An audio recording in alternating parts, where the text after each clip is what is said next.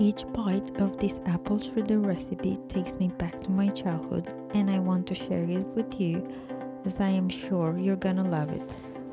We are going to start with our fillings, so grab 4 medium apples and cut them in half. Then we are gonna take them one by one and peel the skin off. The next thing is to carve the core and seeds out. To make that easier, I like to cut them in quarters. Take the apples and dice them as thick or thin as you wish. I prefer a medium cut as I like the apples to still keep their shape and texture during the baking process. Next, we're gonna roughly chop the pecans. I like to have different size pecans for a plus of crunchiness. I am using about 80 grams of pecans, but feel free to adjust the quantity to your taste. It's time to prepare our delicious caramel, so you need to add 125 grams of white sugar and 4 tablespoons of water in a pan over medium heat, and let the sugar bubble and dissolve. Then add 20 grams of butter when the sugar has caramelized and got to a golden brown color. As soon as the butter is all melted and incorporated, it is time to throw in our pecans and coat them really well. Take your apples and add them inside the caramelized pecan, mixing everything well. By this point, I'm sure your kitchen will smell so amazing. We're gonna continue by adding 40 grams of double cream, which will make everything taste sweeter and milky.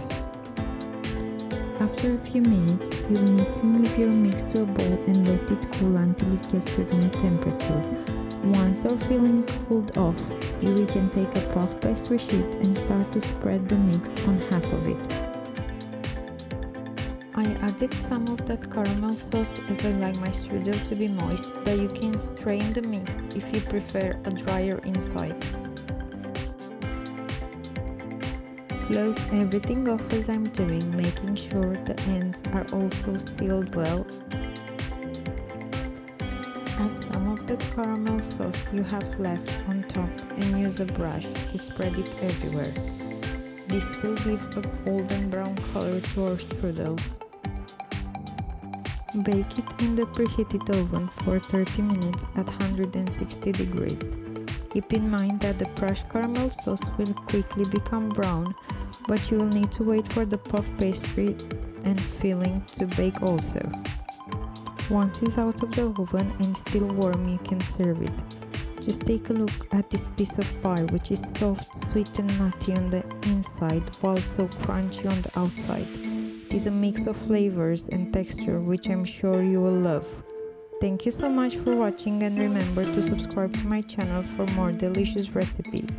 Stay sweet and happy baking!